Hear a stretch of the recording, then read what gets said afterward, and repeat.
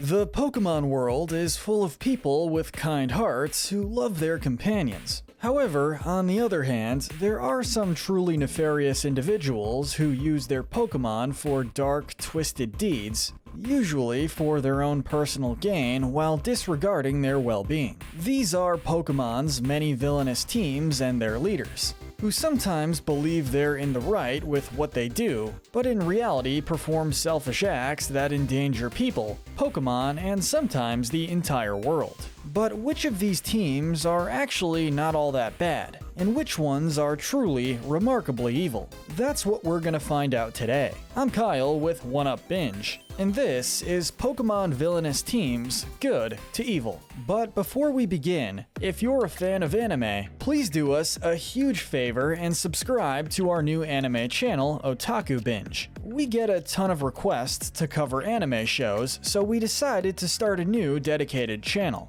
Our first video is actually on the Pokemon anime. Pokemon anime villains, evil to most evil. Going forward, we'll be featuring your favorite Japanese animation in our series Good to Evil, Weak to Powerful, Gruesome to Most Gruesome, and more. So if you love our usual binge formats, as well as anime, make sure you subscribe using the link in the description. Now let's get started with Pokemon Villainous Teams Good to Evil.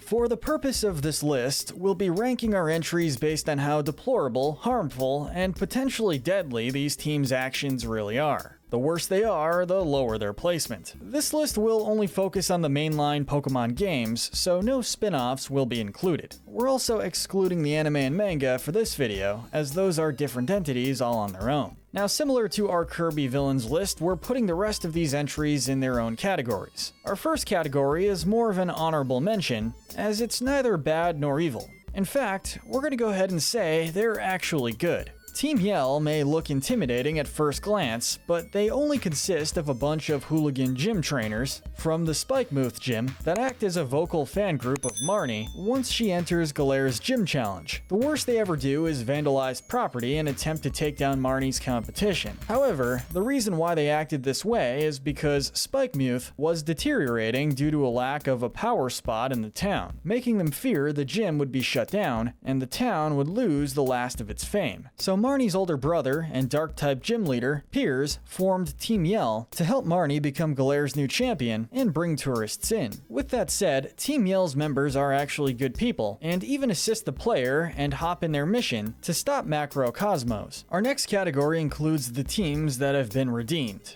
These groups did some pretty bad things, but have managed to reform themselves. The first of two entries in this category is Team Skull. Formed from a band of misfits that failed their island challenge, and led by Guzma.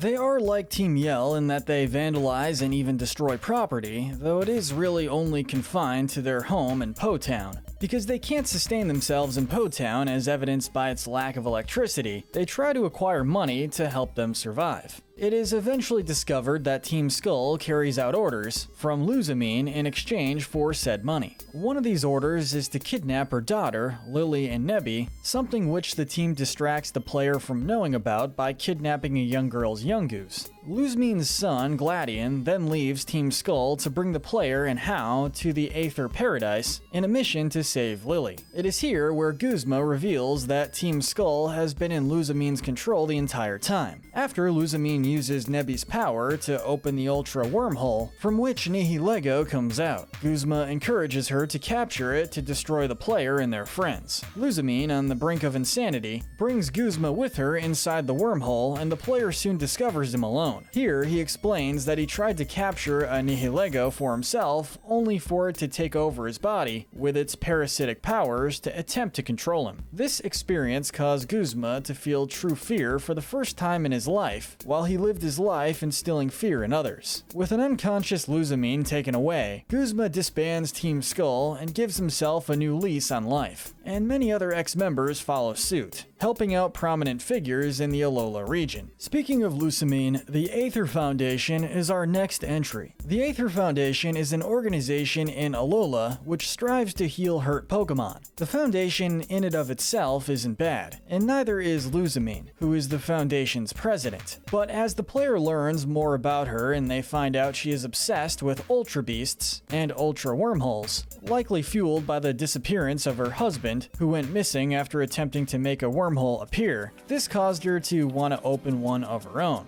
which would sacrifice the legendary Cosmog to do so. Lily stole the Cosmog she nicknamed Nebby to save its life. Luzamine is a master manipulator, as again she bribes Team Skull into fulfilling her goal, and makes her workers go after the player, Hau and Gladion, as they're on their way to save Lily. Later using Nebby to open an Ultra Wormhole and almost killing it, Luzamine releases many Ultra Beasts throughout Alola. Going into the wormhole, she becomes so obsessed that she never wants to leave Ultra Space and lets a Nihilego control her, and it has to take Solgaleo or Lunala, depending on whether you're playing Sun or Moon, to separate the two. Unconscious, she is then taken to Kanto to get healed. As stated previously, Luzamine isn't a bad woman. It was her family issues and unhealthy, dangerous obsessiveness that caused her to act the way she did. So you're probably asking yourself, why is the Aether Foundation placed lower than Team Skull? Well, Luzamine used bribery to get her way, and nearly killed a Pokemon, two things that Team Skull didn't do. But in the end, you just can't help but feel sorry for her. Now we head into our next category, teams that had good intentions. These groups thought they were truly doing good, but were heavily misguided, resulting in some harm done or almost harm done to people and Pokemon. We're placing Team Aqua and Team Magma together, as they are almost exactly the same, except they are polar opposites of each other in terms of their goals. The two teams are mortal enemies, with Team Aqua wanting to expand the world's water mass to improve the lives of people and Pokemon, and Team Magma wanting to expand the world's land mass to do the same. The player first gets a dose of what Team Aqua is capable of when they steal the highly valuable Devon goods and take Mr. Brinny's Wingull Pico hostage in the tunnel. Later, the player sees Team Magma for the first time in Meteor Falls, where they too have stolen a valuable item, a meteorite. Team Aqua and their leader, Archie, then appear, making Team Magma rush to Mount Chimney with the meteorite. Atop the mountain, the two teams are fighting, and amidst the chaos, the player finds Team Magma's leader, Maxie, using the meteorite in a strange machine, and drops it upon defeat. Aside from Team Aqua attempting to steal a cast form from the Weather Institute, neither team is heard from for a while until Team Magma steals the blue orb from atop Mount Pyre, and Team Aqua steals the red orb.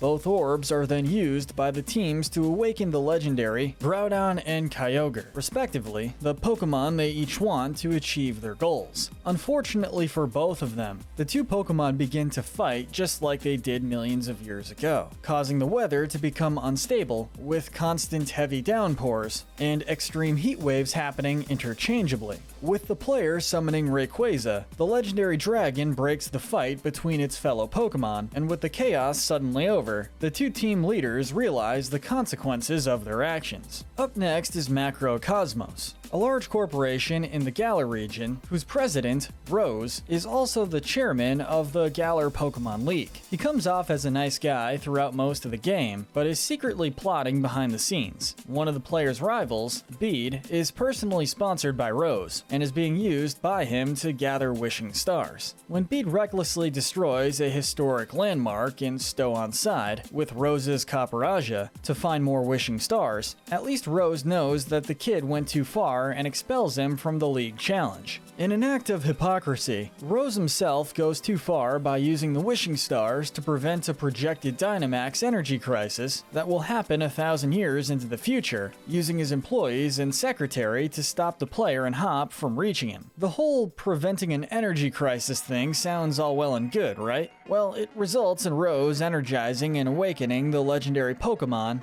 Eternatus with all the wishing stars, and bringing on a second Darkest Day onto Galar. For some context, the Darkest Day was a phenomenon that happened 3,000 years prior to the events of Sword and Shield, during which Eternatus tried to stay alive by absorbing all of Galar's energy. This caused a black storm, causing Pokemon to continuously Dynamax, nearly destroying the entire region. Back to present day, where another black storm is covering Galar's skies, Eternatus became too unstable for Rose to control, and while Champion Leon was able to weaken it, he couldn't capture it. Combined by the raw strength of the player, Hop, and the legendary Zacian and Zamazenta, Eternatus is finally defeated and captured, after which Rose turns himself into the authorities. Unlike Archie and Maxie, Rose never realized how misguided his intentions were, justifying him and his team's placement on our list. But with that said, we now come to our third and final category: teams that were evil from the start. These groups have absolutely no good qualities about them at all, and were evil from the beginning to the end. First is Team Plasma. Initially, Team Plasma's goal is to liberate all Pokemon from their trainers, basically acting as Pokemon's answer to PETA. They do things like stealing fossilized bones from Necron City's museum, and try to steal Muna twice in attempts to manipulate people through their dreams to give them their Pokemon. Team Plasma's leader, N, later awakens the legendary Zekrom or Reshiram, depending on whether you're playing black or white, at Dragon Spiral Tower. After the player defeats the Elite Four, they will see that N has defeated champion Alder, and he soon reveals his castle, completely engulfing the Pokemon League. With the aid of the dragon, opposite N's, the Team Plasma leader is defeated, and N's foster father and one of the 7 sages storms in. Here, he reveals that he was just using N and his goals to work behind the scenes, thus hiding his intentions of being the only person in Unova with Pokemon so he could take over the region. After the player defeats him, N accepts that his beliefs were misguided.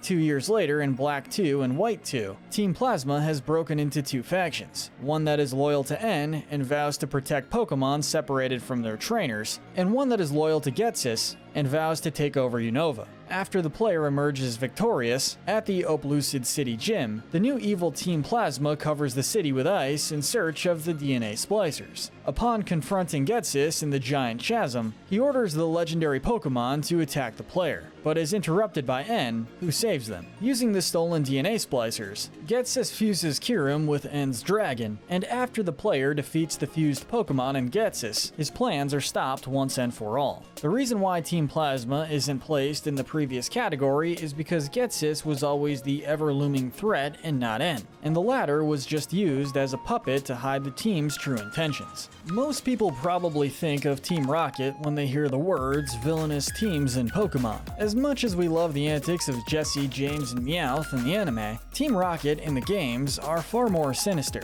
They tend to do the same things over and over: steal, sell, kidnap, and sabotage. In Kanto, Team Rocket stole Pokemon fossils from Mount Moon with the intention of selling them, stole rare Pokemon and gave them out as prizes at the Celadon Game Corner, broke into a man's house in Cerulean City and stole a TM from him, and in a mission to steal Cubone skulls in Lavender Town, held Mr. Fuji hostage and killed the mother of a baby Cubone. In addition, they also sabotaged Silphco, with their leader Giovanni demanding he get the plans for the Master Ball, of which a prototype had been produced. 3 years later in Johto, Team Rocket resumed their actions by kidnapping Slowpoke from Azalea Town so they could cut their tails off and sell them on the black market. Afterwards, they formed a base in Mahogany Town and emitted sound waves which caused a bunch of Magikarp in the Lake of Rage to forcefully and unnaturally evolve into Gyarados. After the player and Lance defeat Team Rocket, they make one last move by invading the Goldenrod radio tower, where they attempt to contact Giovanni, who went into hiding after Red beat him in the Viridian City Gym during the events of Red and Blue. Stealing and killing Pokemon is beyond heinous, which justifies Team Rocket's placement, but at least they didn't try to destroy the world like these last 3 entries. Team Galactic gets the Bronze Medal of Evil. Their mission is to aid their leader, Cyrus, who wants to recreate the universe so it can be made in his image. Early in the game, they do small things like attempt to steal energy from the Valley Windworks, as well as the Pokedex that belongs to Professor Rowan's assistant, both of which are quickly thwarted by the player. The team later drains Lake Valor by bombing it, which is initially mistaken to be an earthquake, and takes advantage of the lake's dried up state to capture Lake Guardian as Elf. And later they capture fellow Lake Guardians Mesprit at Lake Verity and Uxie at Lake Acuity. At Team Galactic's headquarters in Velstone City, gems are extracted from the bodies of the Lake Guardians to create a red chain, which can be used to summon and control one of the legendary Pokemon, Dialga or Palkia. Since Cyrus wants control of both, he makes a second one artificially due to the player freeing the Lake Guardians. Atop the Spear Pillar, Cyrus summons the Legendaries, who are masters of time and space, and attempts to break space-time entirely so he can follow through with his plans. The Lake Guardians come to help, but they struggle in balancing both Pokemon's power at once. However, outraged that Cyrus broke the space-time continuum and nearly ending the world, the Master of Antimatter,